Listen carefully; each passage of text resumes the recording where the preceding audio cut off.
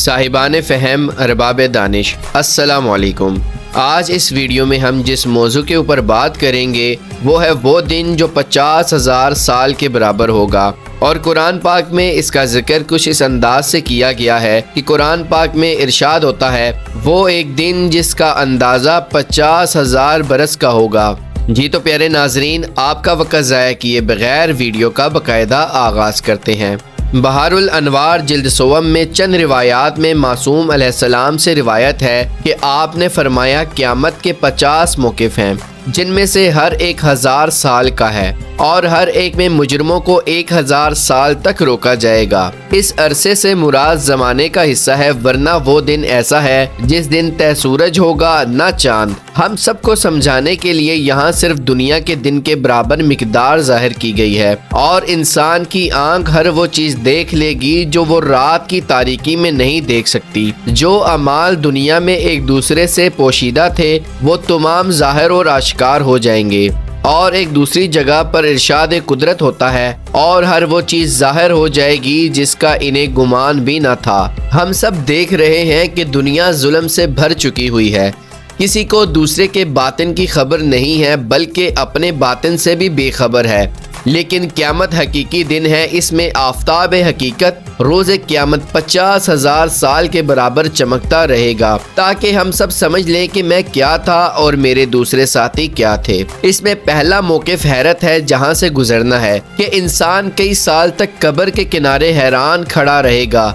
इस हालत में खौफ की वजह से सिवाय हमहमा के कोई आवाज़ नहीं सुनेगा और आवाज़ देना चाहेंगे मगर इनके दिल खौफ के मारे गले को आ चुके होंगे, किसी के गले से आवाज़ ना निकल सकेगी। फिर इसके बाद जो मौक़िफ़ है वो मौक़िफ़ सोबत होगा कि एक दूसरे से अहवाल परसी करेंगे। इसी तरह एक के बाद दूसरा मौक़िफ़ गुजरता रहेगा।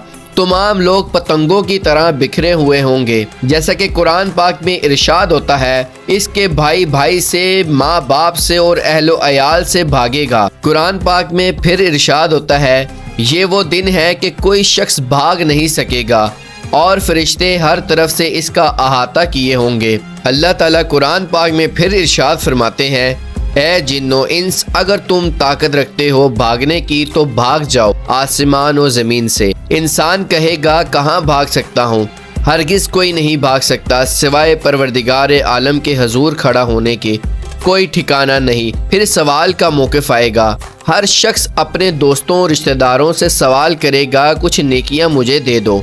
बाप औलाद पर एहसान जताएगा कि तेरे लिए कितनी तकलीफ़ों के साथ सहूलतें मुहैया किए, खुद ना खाता था तुझे देता था, अब एक नेकी तो दे दो। बेटा कहेगा बाबा मैं इस वक्त आपसे ज़्यादा मोहताज हूँ, कोई किसी की फरियाद की तरफ ध्यान न देगा। जी तो प्यारे नाजरीन, क़यामत की हौलनाक मनाजिल में से एक मंजिल नामाए अमाल दिए जाने का है। चुनाचा हक ताला औसाफ क़यामत में फरमाते हैं और जिस वक़्त नामाए अमाल खोले जाएंगे, ये इन चीज़ों में से एक है जिसका एतफ़ाद रखना ज़रूरियात दीन में से है।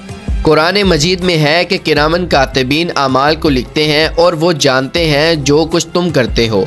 एक दूसरी जगह इन दोनों फरिश्तों को रकीब और अतीद के नाम से भी याद किया गया है।